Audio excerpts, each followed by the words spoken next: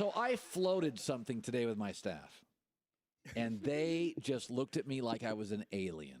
Now, you've heard of the Illuminati. Yes. For young, I'm big into the Illuminati. Are you really? So explain. But I've heard of it. Explain what the Illuminati is to young people listening. Oh, It's a series of powerful men. Conspiracy theories about this group of powerful people in Hollywood and throughout the world that run everything, right? That's pretty much it. They dictate policy. They dictate everything shy of interest rates, or maybe they do. That there's this powerful group of 20, 30 people. George Soros has always been talked about. There's people in Hollywood. I've always had a theory. I'm going to introduce you to what I call the NBA Illuminati. Okay, so I said this to my staff. I can't wait to see this. Okay. That the NBA has always been controlled by about 8 people. The commissioner, a power broker, used to be Jerry Colangelo, now it's what's the World Wide West? Oh, World Wide West. Okay. The 2 top agents, one of them Steve Bartlestein. You mean Mark Bartlestein. So right now it would be Adam Silver, World Wide West, the 2 top agents, the CEO of Nike, and Kevin Plank, the CEO of Under Armour, and the 4 players. Now, they're not necessarily the 4 best players, but they're the 4 global players. LeBron, D. Wade. They have influence among other players. Chris Paul, LeBron James, Kevin Durant, and Dwayne Wade. They're not the best players. James Harden's better than some. Westbrook's better. They're not shifting policy. And I've always believed this to be true, that the head of Nike, the Adidas's, the commissioner, it is unspoken. They don't need to meet. There's not constant texting. But between World Wide West, LeBron, his people, the commissioner, there's an understanding of where the league should go.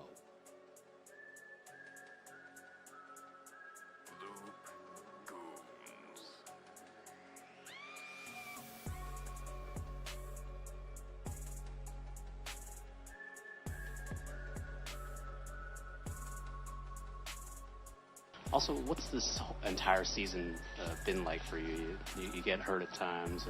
At one point, maybe you were thinking, maybe you were even willing to accept that you might have gotten cut by the team. Yeah, a lot of ups and downs. A lot of ups and downs this year. But it's been a heck of a ride, to be honest. I really can't complain. Yeah, I was I was a little down when I found out I was injured and I had to have surgery again, or with another knee. But at the end of the day, I have amazing teammates. Guys like Draymond, everybody on this team, they come over there, they wrap their hands around me like, yo, we got you.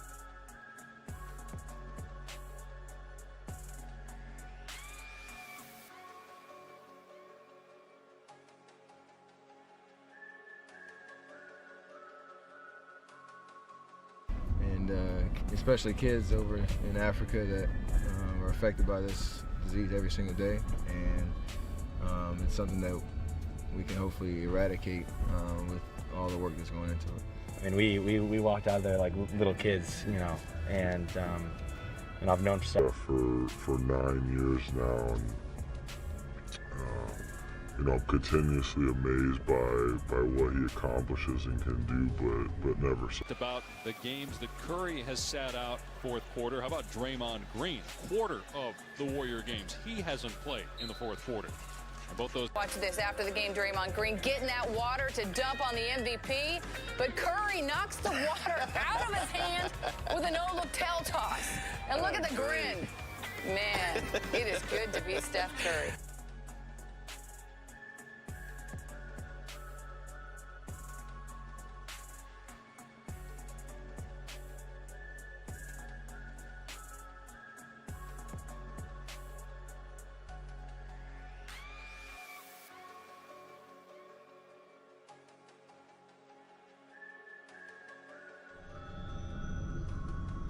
Get in that zone, it's just a supreme confidence that you know it's going in. It's not a matter of if or this, that, it's going in. Things just slow down. Everything slows down. You just have supreme confidence. But when that happens, you really do not try to focus on what's going on, because you can lose it in a second. Everything becomes one noise. It's not, you don't hear this or that. Everything's just one noise. And you're not paying attention to one or the other. You're just staying right there. You have to really try to stay in the present, not let anything break that rhythm. And again, in the zone, you just kind of stay there. You become oblivious to everything that's going on. You don't think about your surroundings or what's going on with the crowd or the team. Think about your surroundings or what's going on with the crowd or the team. You're kind of locked in, and so I don't know.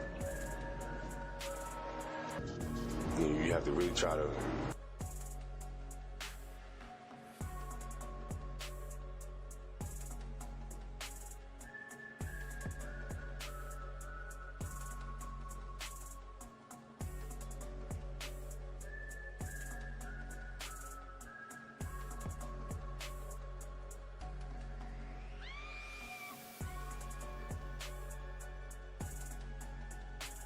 I can hit the ribs. We know he has sore ribs as well. There are many ways I can win this fight. There are many ways I can inflict pain on my opponent and put him away. How will Aldo try to attack Conor? Okay, well, Aldo's a very fast guy, and these guys have been wanting to get at each other. The big question is, can Aldo even get to Conor McGregor? Somebody that's got the footwork of Conor, the awkward styles, constantly is changing between an orthodox and a southpaw stance. Yeah, a lot of ups and downs. This year, but it's been a heck of a ride, to be honest. I really can't complain. Yeah, I was I was a little down. I found out I was injured and I had to have surgery again, or with another knee. But at the end of the day, I have amazing teammates. Guys like Draymond, everybody on this team, they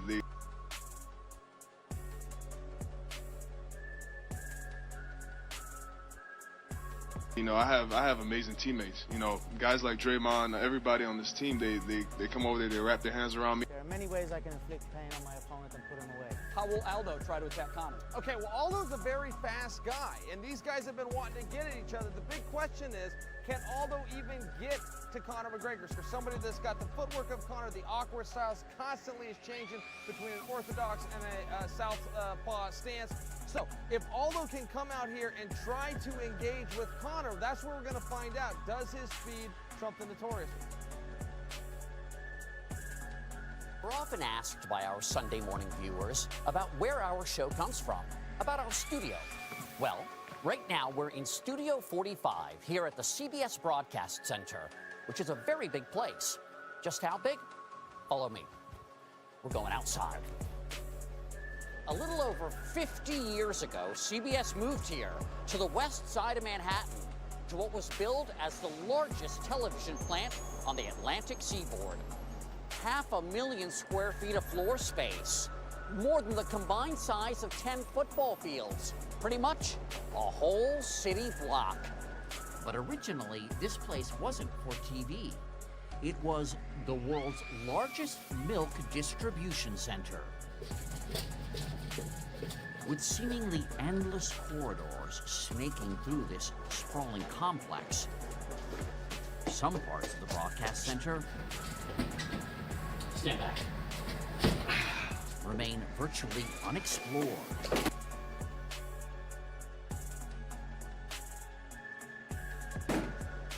In fact, before there was milk here, there was beer. I'm deep down in the catacombs of the broadcast center. It is said that in the late 1800s, this was a brewery.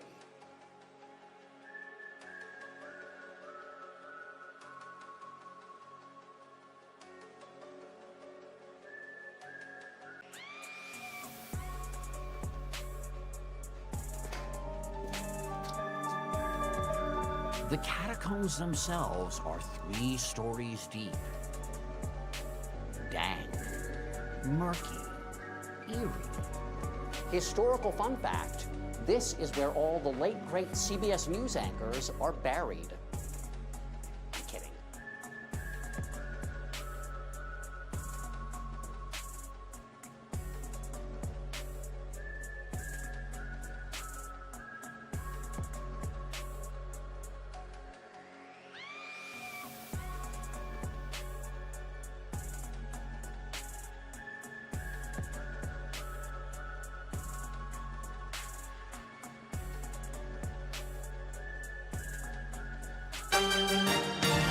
Live from Studio 46, this is CBS 2 News at 5.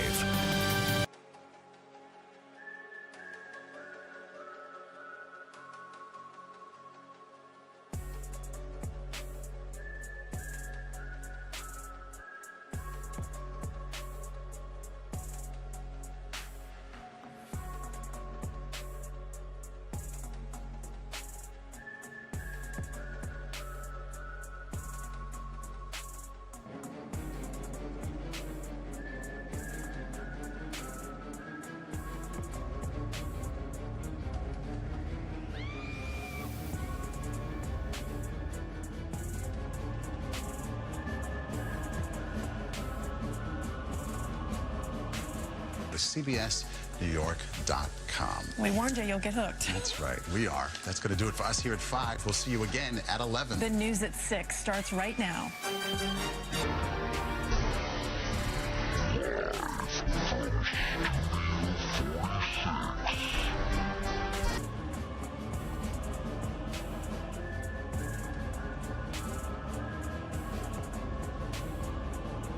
From Studio 46, this is CBS 2 News at 6.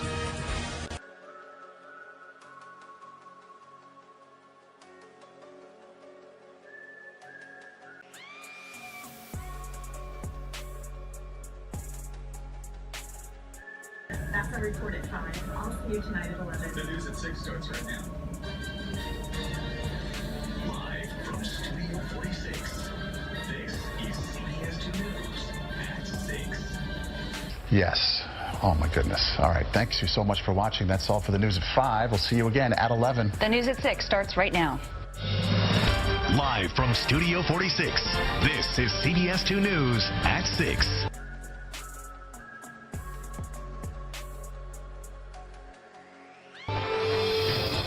New charges in New York's ongoing corruption scandal.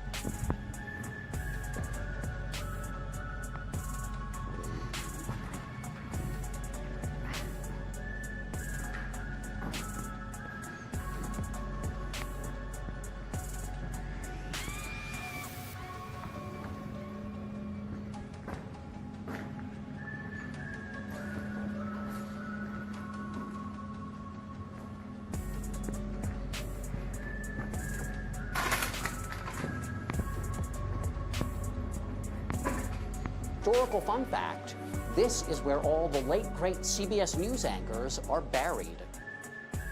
I'm kidding, I made that up. This same studio was home to the soap opera As the World Turns. I've been trying to find you. Starring a young Julianne Moore.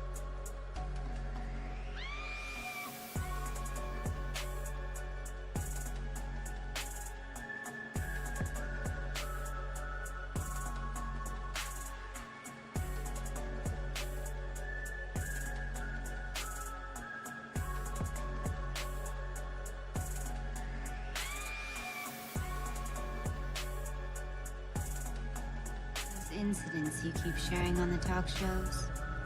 They're false memories. Liar! From day one, liar! Your stepfather must have done those things to you. Why couldn't I see it? I'm afraid. Whenever I see her, it's so real. I don't want to be hospitalized. My career is so fucked as it is. Textbook TSS, Havana. You saw heavy combat as a child. Could I be a multiple? I don't see that, but if you are, we'll deal with it. Damn her. Starring a young Julianne Moore as half-sisters Franny and Sabrina. Now, at this very moment, no one's home here in Studio 41.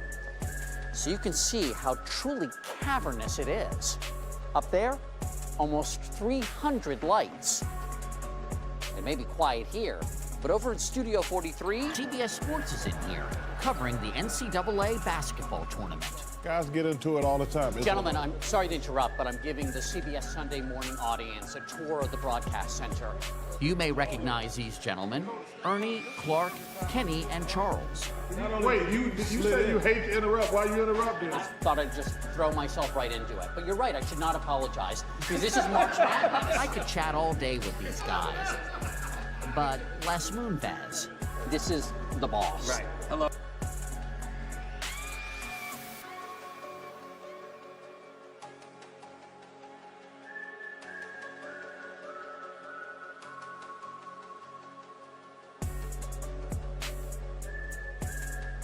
This is the boss. Right. Hello, everybody. The man who signs my check has just walked in. Broadcast center gets very busy. Joey, look over here. Ready, one? Now, this is the scenic shop, where scenery for a whole bunch of different shows gets made. One of the many marvels of the broadcast center when it first opened was the largest plastic vacuum forming machine in the industry, capable of making a brick wall that weighs next to nothing. Thanks, Jimmy. This is pretty cool. You're welcome. Okay, whenever you're ready. Jimmy Bianco is going to make us something with the vacuum form. And after our project cools off... That's it. Wow. How long have you been here? I've been doing this for 36 years. It needs to be painted by Flo Frantzilis. Now, Flo, you have outdone yourself. Thank you. Oh, you know what? I just realized. Yeah. I'm hosting the show this morning. Oh, you better go. Now, Sunday Morning has been on the air for 37 years, but we're not the only show to come out of Studio 45. You baby boomers will surely remember Captain Kangaroo.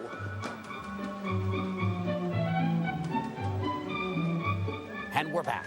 Thanks for joining me on this tour. Oh, that thing I had made?